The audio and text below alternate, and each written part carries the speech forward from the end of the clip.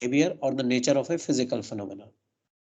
That means whatever is happening inside the world, which you can relate with the nature or a physical phenomena, that can be defined as a signal, and that signal could be a function of more independent variable.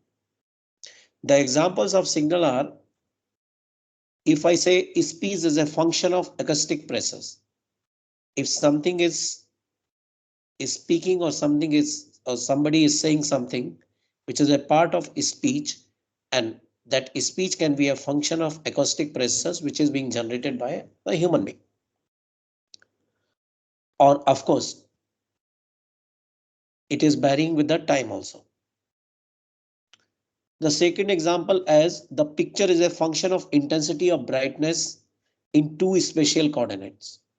Whenever you see a picture or whenever you see an image, so that contains the information about something, and of course it is a function of two things, the intensity of brightness and two spatial coordinate, because it's a 2D image. Similarly, another example of the signal is velocity of a car with the function of time.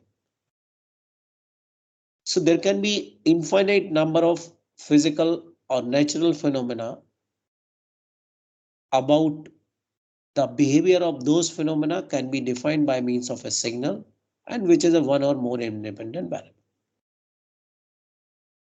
Now let's going into the detail of the classification of signals, because signal is a generalized word, right? In current scenario or in the present scenario, a signal, of course, it is carrying some information or behavior about the physical phenomena. That means without the signals, we cannot expect something related to the communication purpose or the electronics purpose. Or if I say for the electronics students or the as a part of electronics and communication students, you must talk about the signals, because without signal there is no existence of electronics and communications, and that is why this subject is being taught. So first we will discuss about the classification of signals, and then we will move to the classification of systems. So the first class or a generalized class of a signal is continuous time signal. Now what do you understand by a continuous time signal? Let's say a signal x of t is a continuous time signal if the independent variable, which is a t, small t, is continuous and the signal is defined for all values of t. So whenever a signal is designated by x of t, let's say x of t, y of t, z of t, whatever it is, it's simply a symbolic representation or designation where t is an independent variable and xt is defined for all values of t. So the two pictures which you can see on your screen, where the xt is defined for all values of t and t is an independent variable. Like the examples, you can quote the speech signal as a function of time, which is a continuous time signal. Now another class of the signal is your discrete time signal. Can somebody give me some other examples of continuous time signals? Any one of you? Sir, analog signals. Analog signal. No, don't go into the analog signal. I want to know the specific name of that signal. As I said, a speech signal, something like this.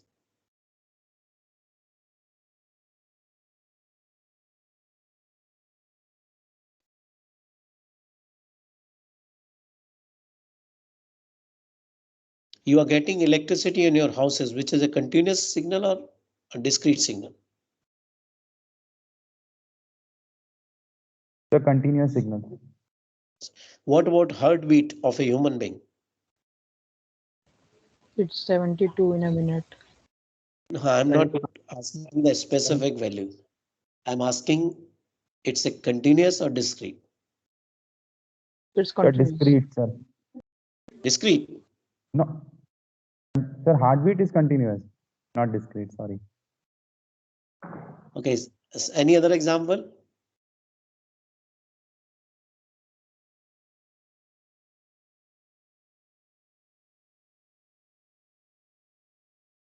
So the temperature, the weather Temperature. condition. Yes. Very nice. Most of the signals or most of the nature signals are continuous in nature, right? Because nothing is going to stop with the T. Everything is happening 24/7 by nature, right? So by default, all the signals are the nature is a continuous time signal. Now somehow we want to make these signals as a discrete signals because of certain reasons or certain benefits of the discrete signal in order to make digital signals. So discrete time signal, if xt is defined at discrete times, an independent variable has only distinct values. In the earlier case, the independent variable t is having continuous values, or t, the xt is defined for all values of t. Now if this xt is defined at discrete times or a certain after a certain time interval, and this is often referred as a sequence of numbers. So instead of defining this or discrete time signal by xt, we defined it by x of n. And x of n is defined like within the bracket. I am defining x of n is 1, 2, 1, 0, 1. And we are putting an arrow below a certain number. So the arrow I have put it below the middle number, that is 1. You can put this arrow anywhere. But now what is the significance of this arrow? This arrow indicates that the value of xn for n equals to 0. Right? The n could be anything. The n is like 0 plus minus 1 plus minus 2 plus minus 3 up to infinity. So a discrete time signal is represented over here. You can see the discrete time signal is defined for -2,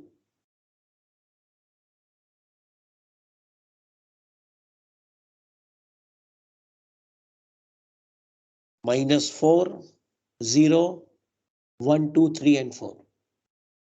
This is not always necessary that it is defined for all the values of n, but the values of n for which it is defined, it must be designated.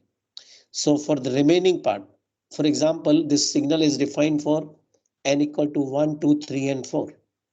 Whereas this is not defined for n equals to -1 and -3. That means for these values, the signal is 0. And wherever you are putting this arrow, this indicates the value of x of n at n equals to 0. The magnitude is this. So you can see the magnitude in the figure for n equals to 0. This is the magnitude. For n equals to 1, this is the magnitude. For n equals to 2, this is the magnitude. For n equals to 3, n equals to 4, and so on. Right. So there is a significance of putting this n equals to 0 over here. If I put this n equals to 0 at the below just first one, so that means this is at n equals to 1, n equals to 0, 1, 2, 3, and so on. So on the right side of n equals to 0, or right side the arrow, the values of n are positive, like 1, 2, 3, and so on. On the left side of this arrow, the values of n for which the signal is defined is having negative values, right? Now the question is that how you can convert ideally this continuous time signal into discrete time signal. So a discrete time signal x of n may be obtained by sampling a continuous time signal xt. Now what is the meaning of sampling? Let's say xt is a continuous time signal and we want to pass it through a switch, right? A switch is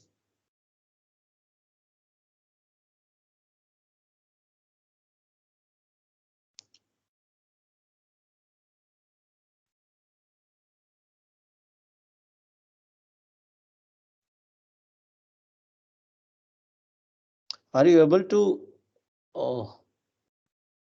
see the screen where Yes, sir. you can see the PDF? Hello? Yes, sir. It's Yes, visible sir. to everyone? Okay. Unfortunately, I'm unable to see on my mobile, but it's visible on my computer. Okay. So this XT is passing through a switch, and this switch is open, and this is closed for a after a specific time interval. And that time interval is known as TS, which is sampling time. Divyansh चल गया, teams चल गया, चल गया.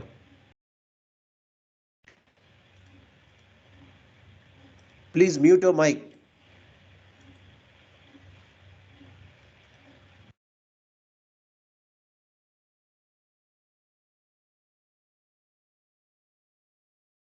So the signal is XT is passing through after its time interval of TS, which is known as sampling time. So you will have a X of n. So X of n can be achieved just by sampling your X of t after a certain time interval. So sometimes these samples, these are the values which you will get for different values of n, which are known as the samples, and the interval after which we are getting the each sample is known as the sampling time interval. So this is how you can achieve discrete time signal with the help of continuous time signal. Now the next class of the signal is analog and digital signals. Can you give me some example, some practical example of discrete signals? If anybody, at least you can try.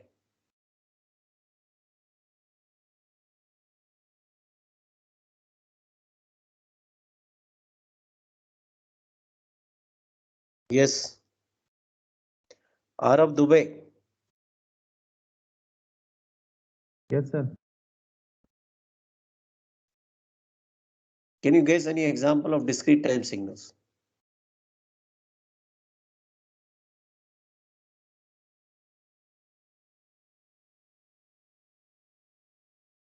Any idea? No. Aditi Kumari.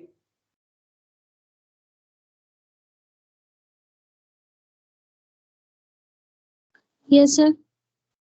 Yes. Can you give any one example? Can you guess?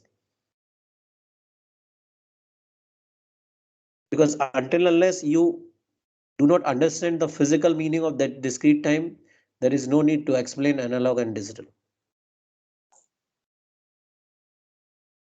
Sir, not confirm, but whenever we measure something with respect to time, like daily stock price, temperatures, Temperature is a continuous temperature or discrete time? discrete time signals. Okay. Suppose a patient is admitted in a hospital, right? And a nurse is supposed to take his or her temperature after a certain time of interval. So it will be a discrete signal or continuous signal?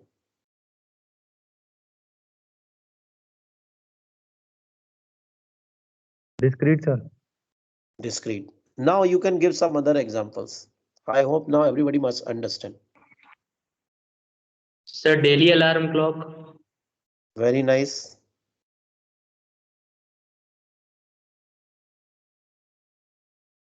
Any other example? Visibility of sun after 12 hours. What? Speak loudly. Sir, visibility of sun or moon after a definite time, like 12 hours. Yes. Some more practical examples. Sir, can radio be example of description so the What? frequency catches the channel, otherwise not? Not audible basically. The voice is not audible properly. Sir, can radio be the example of radio signals, discrete signals? Because at No, particular no, no. frequency, the channel we are able No. to hear the channel, otherwise not. No. That means you didn't understand the meaning of discrete signal. It's not example of discrete signal. Sir, Yes. that time gap should be constant or it may be vary Which between way? two discrete signals. The time No, gap. since this is defined for only discrete values of t, it should not be continuous. Okay, sir. The ticking of a clock. What? The ticking of a clock. Ticking of a clock. Yes. Ticking of a clock is a continuous process. Sir, but after, I mean, every Yes. This once is the what I am second. saying. I want the confirmation from your side. Yes. After. Sir, I think it's discrete. Yeah. So It's after it discrete has because moved, it yeah, stops because abruptly. because this is happening after a certain amount of interval of time. Yes. Right? It's not defined for all values of t. So whatever is defined for all values of t is a continuous one, and whatever is defined for discrete values of t, this is defined as discrete time signal. Now, coming to the analog and digital signal, a continuous time signal can be called an analog signal if its magnitude can have any finite value. This is the definition of analog signal. A continuous time signal can be called as an analog signal if its magnitude can have any finite value. Any finite value means that depends upon the circuit to circuit. That finite value could be different for different electronic circuit.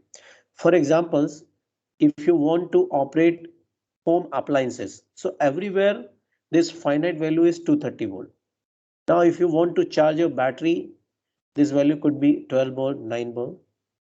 If you want to operate a small electronic circuit, this value could be 2.5, 5 volt or minus 3 volt, whatever it is.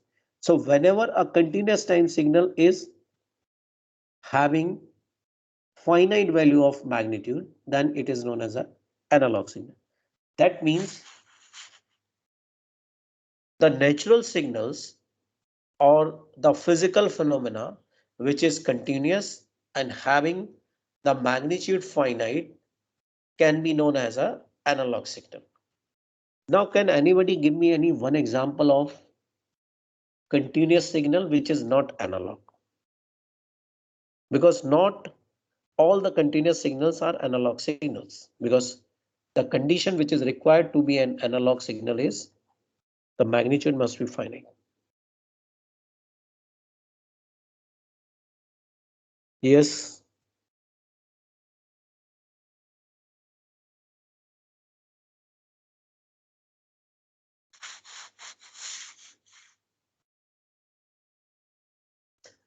I give you one example. Let's say the electricity which is reaching to your houses or some place, the desired voltage is 230 volt. If somehow it becomes 500 volt, what will happen? Even though it's a continuous signal.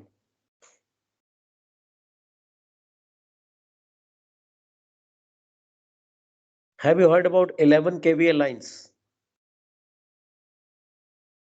Or high voltage or high tensile lines? Yes, sir. Yes, sir. Yes, sir. Have you ever seen these lines? Yes. Where it is?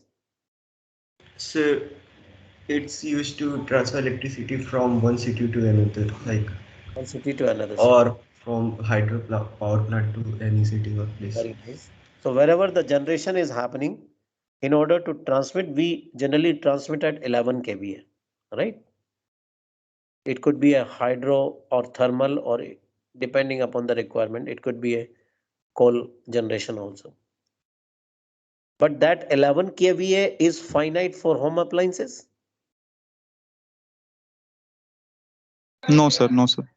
No, sir. So that means for home appliances, this could not be a analog value. Now, any natural phenomena where you can say that it's a continuous, but it's not a.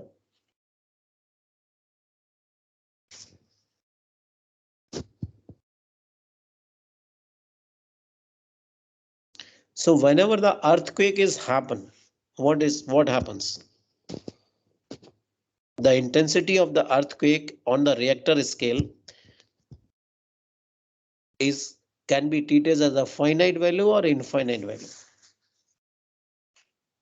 Finite. Finite. Finite. So according to you, it's in certain limit. So this is, let's say on the reactor scale, this is showing 6.7. So this is finite according to you? Yes, sir. It could not produce any hazards to the human being?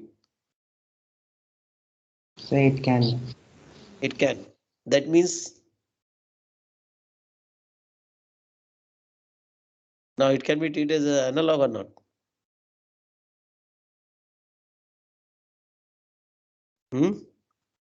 Yes, sir. No, it cannot be treated as an analog because that 6.7 is a reactor scale. A reactor scale is somewhere it's mounted. So it's continuously measuring whatever is happening inside the earth or inside the earth plates. The reactor scale measurement below certain limit is tolerable, but beyond certain limits, it's not tolerable. So whenever the earthquake happens, the reactor scale shows 3.2 or 4.2 or maybe greater than that. This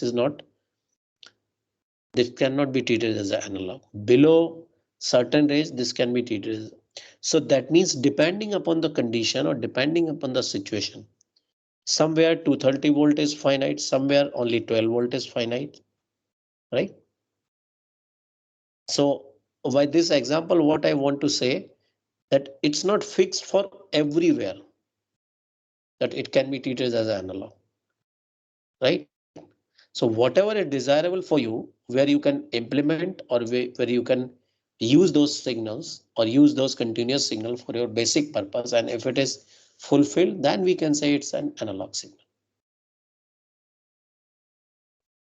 Now talking about the digital signals, a discrete time signal said to be digital if it can have all finite number of distinct values.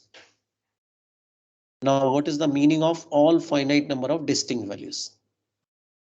And how you can achieve a complete digital signal? So what we do initially, suppose we have an analog signal, and of course, analog signal is a continuous time signal. And if it is being passed through a switch by a certain amount of time of interval, let's say this is Ts. So you will have X and Ts or X of n. So the process is known as, क्या process हुआ है यहाँ पर? Sampling. So we did the sampling. After the sampling, how the signal looked like? Discrete. Discrete in which nature? Discrete in time or discrete in amplitude? So time. Discrete in time. That means after certain time of interval, you will have a peak of signal or the magnitude of signal, right? Now what we want to do, the another process, the next process is known as quantization or quantizer. Quantization is nothing but, quantization is something like, because after doing the sampling, we have the samples after certain time interval, and each samples will have its own magnitude, right? Now, if somehow we want to designate these magnitude by means of 0 or 1s. Let's say if I say the any voltage which is greater than 5 can be treated as 1, and any voltage which is greater than less than 5 can be treated as 0. So that means we will have a number of samples defined for different values of time, and according to that particular threshold level, the different samples magnitude can be defined either by 1, 0 or 1s. So this is the way, these are 0 and 1s are nothing but these are the two voltage levels. Why you can have a stream of 0 and 1s, and with the help of this stream of 0 and 1s, you can encode. Encode means you are using some coding techniques as per your convenience. So once you encode the 0 and 1s, you will have a digital signal. So three things are required to get a digital signal from analog, or you can say continuous signal. The first process is known as sampling. The second process is known as quantization. And the third process is known as encoding, or simply the coding. Right? So this is the way you can achieve a digital signal from analog signal. Now the next classification is known as deterministic and random signals. So deterministic signals are those signals which can be represented in graphical or mathematical form. So any signal which can be represented by means of graph or by means of mathematics or by a mathematical equation is known as deterministic signals. I have given you one example, x of t equals to ut. Ut is known as unit step function. I hope you must be aware with this signal u of t, because you have already gone through the mathematics in your previous classes. Yes. Yes, sir. So Yes, ut sir. is Yes, sir. can you define the signal? Ut is equals to 1 for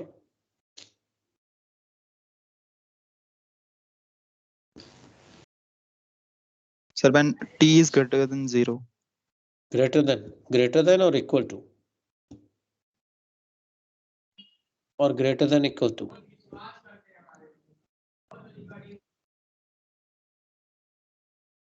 Yes. Anybody else?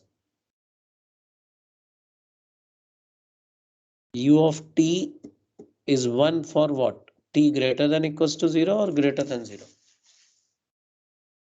Sir, equal to also, greater than equal to. Greater than equals to. Okay, fine. And this is 0 for t less than 0. Right? Yes, sir. So xt equal to ut, which that means you will be able to define x of t by means of some mathematical form ut. Another signal x of t is on the right side. You can see the signal, this signal, which is written as ut plus u of t minus 1.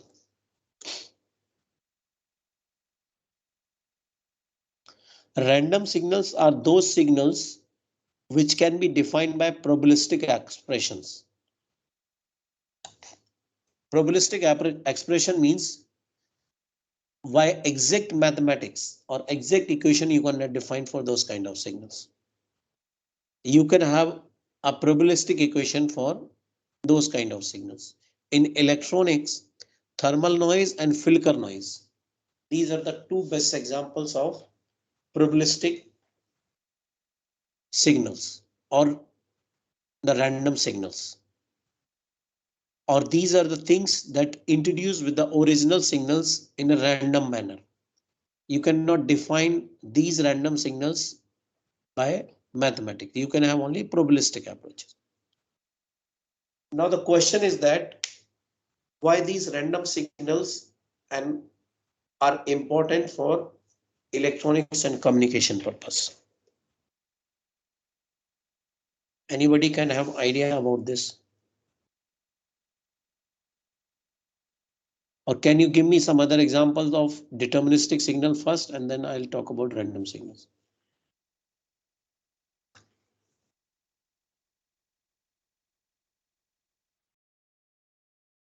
Sir, radioactive decay is deterministic. Yes, which?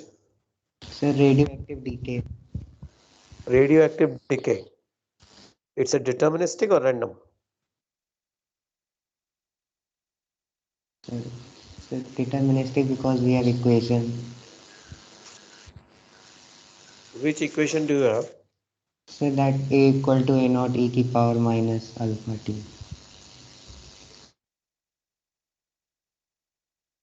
Okay. Any other signal?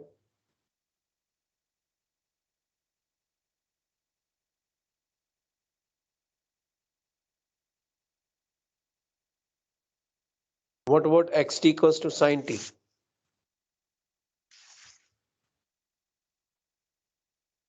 Sir, deterministic.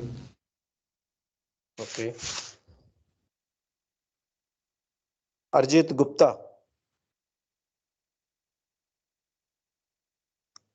Yes, sir. Yes. Give me some example of deterministic signal. Deterministic means Sir. simply mathematical equations you can have.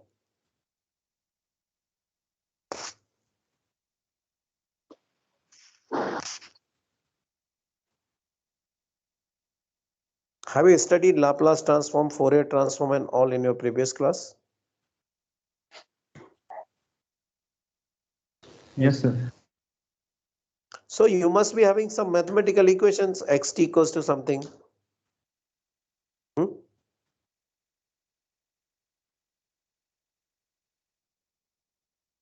You do not remember any mathematical equation.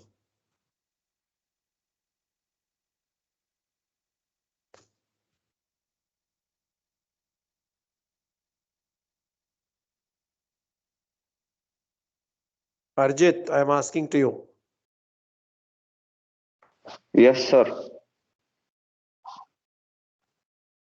Hello. Yes, yes, I am listening. Yes, sir. It is in exponential form. Xt is equal to integral e to the power minus st dt. Okay, any other example?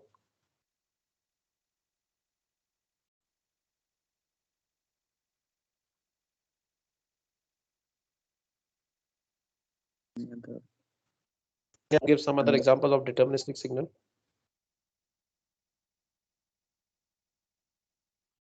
Ishan. Ishan.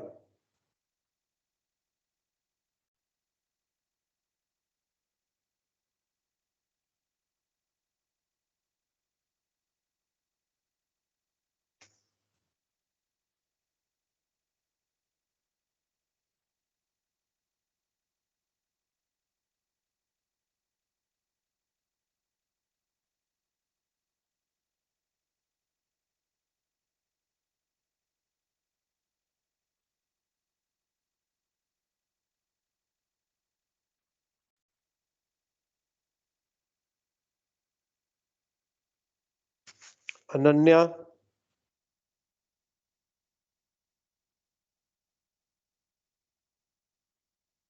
Ananya Patil.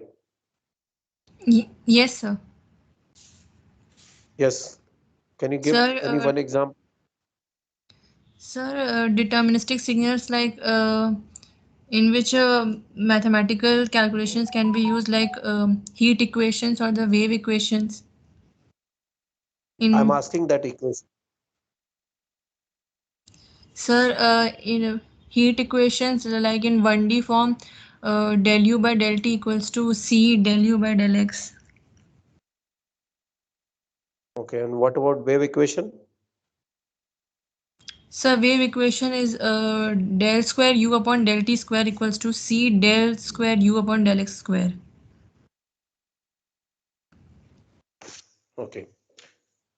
Now let's focus on this random signals. Why these random signals are important for communication in students. Suppose if you want to transmit a specific signal from one place to other place. So there might be possible that some unwanted signals can be introduced or can be associated with your original signals, which may create some distortions.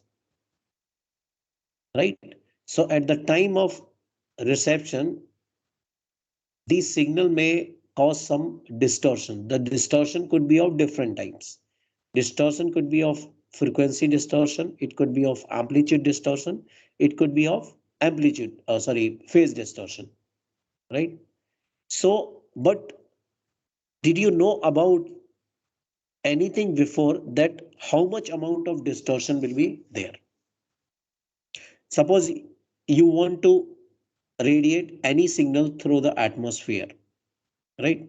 You are not aware or you are not knowing the exact nature of the atmosphere at any time, because it could be anything.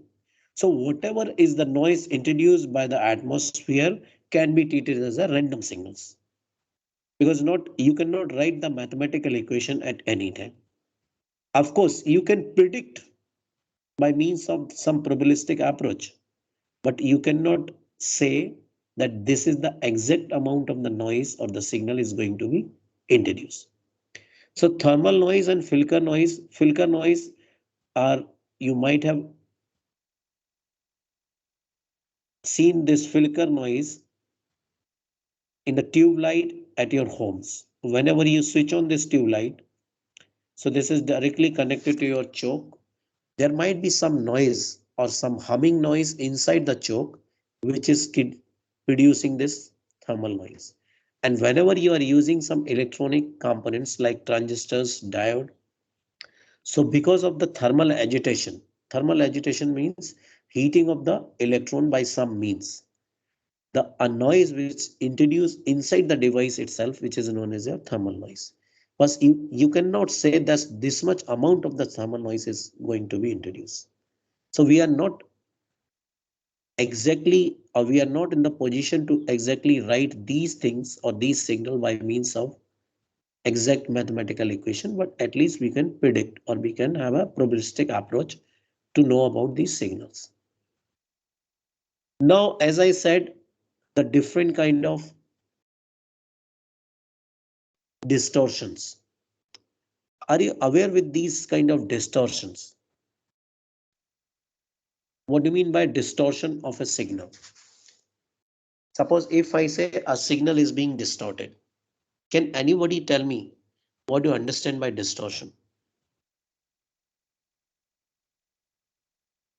Sir, loss in energy Loss in of carrier energy. wave. Yes, sir. In broad sense, Or you are disturbance. true. In broad sense, you are true. But exactly, I want to know the physical interpretation of these things. Because if Sir, I say disturbance something is being distorted, means something is lost. That is fine. But as far as the signal part is concerned, okay, how many parameters a signal can have?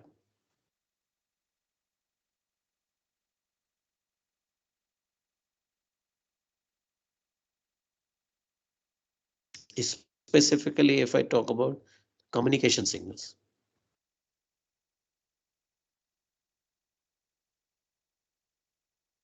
Because until unless you have the feel of this subject, signal and system, you won't be able to apply those things in coming classes like electronics or electronics and circuits or network theory, I mean circuit theory, or digital signal processing or control system or electromagnetic theory or microwaves or antenna, whatever it is.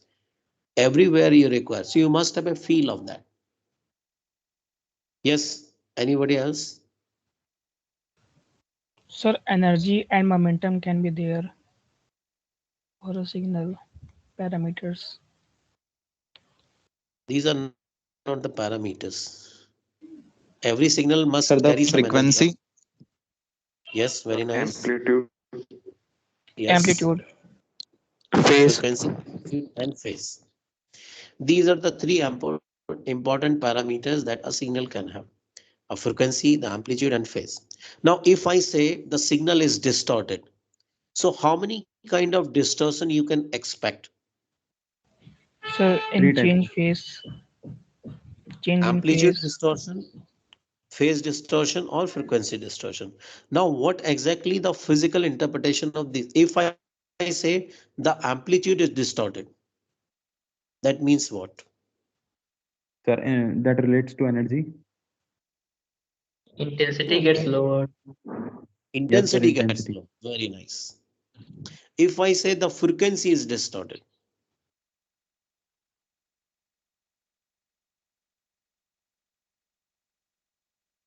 that means what? Sir, wavelength. Of course, wavelength is related to the frequency, or you can say the frequency also. The frequency of the signal is distorted. And what about phase? Lagging. Lagging. The phase Very difference will nice. be there. Very nice answer. Now, have you ever realized this lagging effect?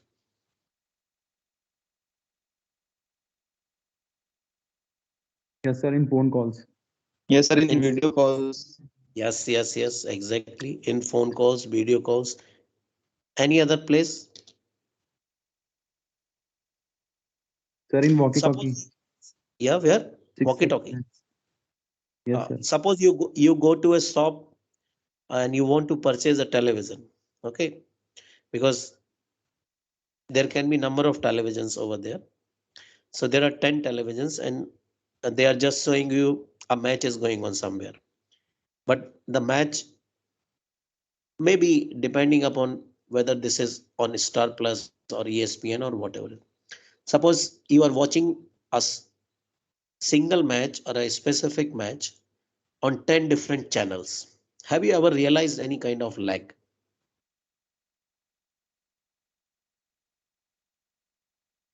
Yes, sir. Yes, sir. Yes, sir. Yes, sir. This is the best example. Somewhere you will find a player is hitting 6 and somewhere you will find the player is the delivery is going to be delivered or bowler is going to be bowled, right? So there could be a lag. But now tell me whether this lag is acceptable or not.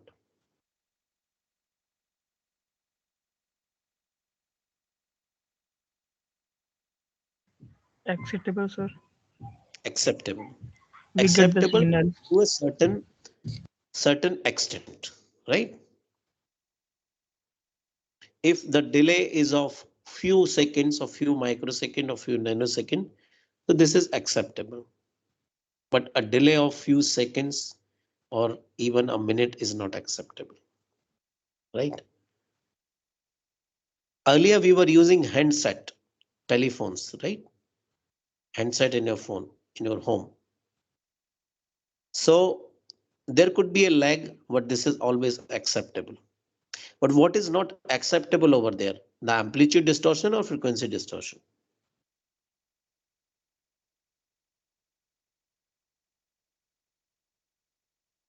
Lag is acceptable, which is not acceptable.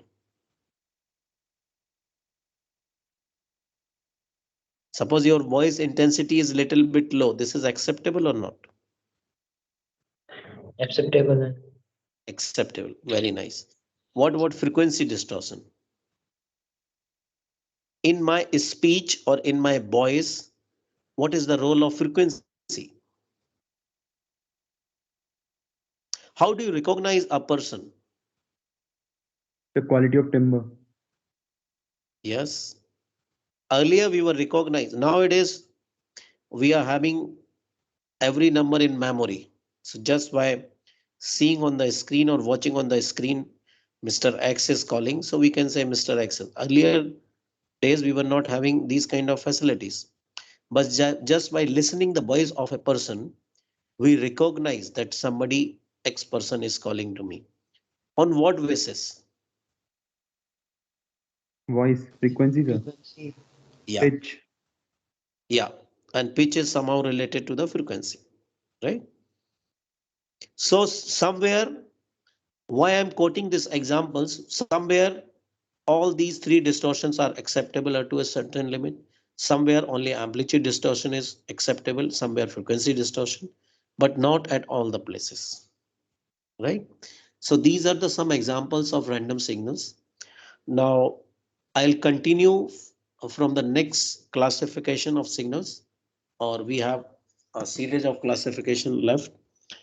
For today, I'm stopping over here, right? I think tomorrow we have a class, so we will have more strength in that and I'll explain in detail.